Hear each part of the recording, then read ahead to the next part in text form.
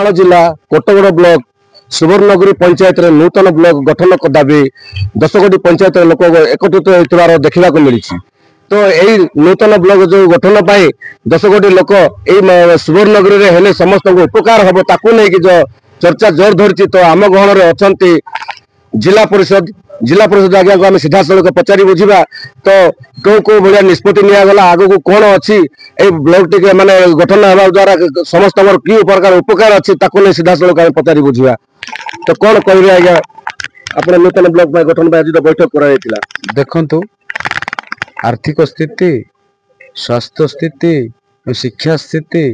एवं गमनागमन सबुतिर गंभीर आम कोटगड़ ब्लॉक एवं कोटगड़ ब्लॉक रु जो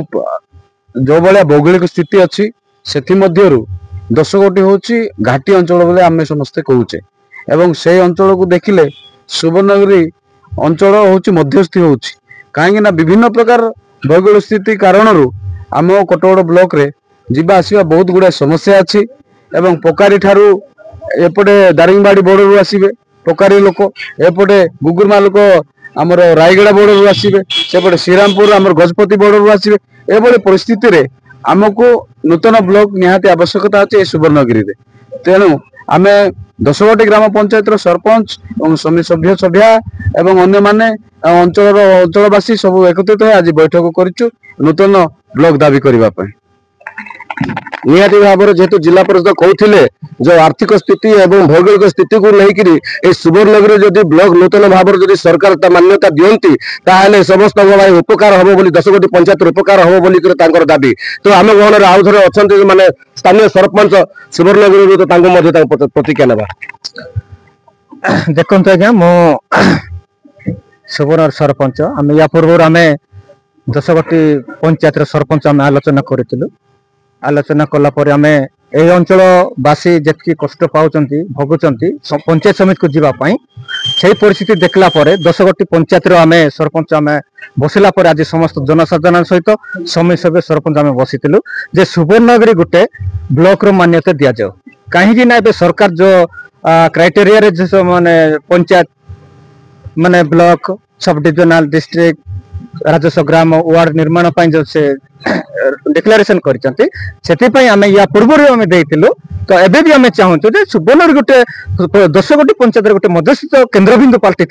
सुवर्णनगरी गोटे ब्लॉक मान्यता देले आम यही 10 पंचायतवासी आम उपकृत हेबु से आम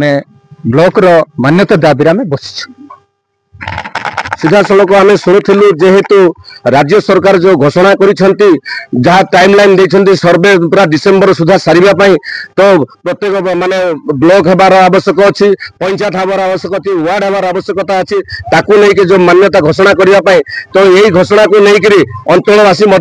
आज 10 पंचायत 50,000 ऊर्ध्व लोक से पूरा सचेतन होती क्यों भली कोटगड़ माने ब्लॉक सुवर्णनगरी नूतन ब्लॉक गठन दाबी हम ताकू नहीं प्रतिक्रिया रखिंट। तो आम गहन आउ जड़े सरपंच गुगुरमार सरपंच अच्छा पचारि बुझा तो कौन कहे आज्ञा देखु आज्ञा आमर सुवर्णनगरी हूँ पूरा सेंटर जगह 10 ग्राम पंचायत निश्चित भाव से ब्लॉक हम उन्नतिमूलक काम ए अंचल हम तेणु निश्चय आ ब्लॉक से करने आम समस्ते सरपंच आ जनसाधारण होकर दाबी करुचु। निहाती भाव जेहेतु गुगुरमा सरपंच कहते सुवर्णनगरी जदि हम ताहले सुवर्णनगरी माने गुगुरमा को गोटे 15 किलोमीटर दूरता रहिबो से गुगुरमा ठारू से गला 50 किलोमीटर दूरता रोची ताकू नहीं से करथिला बेलको आम गण आउर गोटे सरपंच अदि पकारी प्रतिक्रिया लेबा कौन कहबे आज्ञा आमर जो ब्लॉक दाबी आम एबे नहीं प्राय 2 मास तले आम लेखिकी जिलापाल को देचु आउ वर्तमान भी आम ब्लॉक करने 10 ग्राम पंचायत सरपंच एकत्रित अच्छु आज पुंका ना पुंका जिला जो ब्लॉक करने आलोचना होती सहित आम जो आमर आपण मैंने जानते पकारी जी कोटगड़ जावाई 100 किलोमीटर आम बुली बुली जाए तेणुक सुवर्णनगरी ब्लॉक जी हे बोले आमर प्राय 15-17 किलोमीटर पाखापाखि हे ता भितर आमर अनेक असुविधा रही जाइए ତାହା ମଧ୍ୟ ସରକାରକୁ ବାରମ୍ବାର ଆମେ ଦାବି କରି ଆସିଛୁ। ତା ସହିତ ଏ ସବୁ କିଛି ରାସ୍ତାଘାଟ ହଉ ଆମର ଏ ଯୋଉ ବ୍ଲକ ଏଗୁଡାକ ଆମେ ଆଗକୁ ଆମେ ଲେଖିକି ଦେଇଛୁ ମଧ୍ୟ, ସେଥିପାଇଁ ଆମେ ଜାରି ରଖିବୁ। ନିହାତି ଭାବରେ ପକାରୀ ସରପଞ୍ଚ ମଧ୍ୟ କହୁଥିଲେ ଯେ ଆମକୁ ମଧ୍ୟ ସୁବର୍ଣ୍ଣଗିରି ଯଦି ସେ ନୂତନ ବ୍ଲକ ଗଠନ ଯଦି ମାନ୍ୟତା ମିଳେ ତାହେଲେ ଆମର ମଧ୍ୟ ପକାରୀ ରାଣୀ ପାଇବା ସବୁ ଉପକାର ହବ ବୋଲି। ଆମ ଗଣରେ ମଧ୍ୟ ଆହୁରି ଯୁବରାଜ ସରପଞ୍ଚ ମଧ୍ୟ ରହିଛନ୍ତି, ଯେହେତୁ ରାୟଗଡ଼ା ବଦଳକୁ ସେ ମଧ୍ୟ ଲାଗିକି ଅଛନ୍ତି, ସେ ମଧ୍ୟ ତାଙ୍କର ପ୍ରତିକ୍ରିୟା ନେବା। କଣ କହିବେ ଆଜ୍ଞା ବ୍ଲକ ଗଠନ ଦାବି? ଦେଖନ୍ତୁ, ଆମେ କଟୋଡକୁ ଯିବାକୁ ହେଲେ 35-40 କିଲୋମିଟର ଯାଉଛୁ।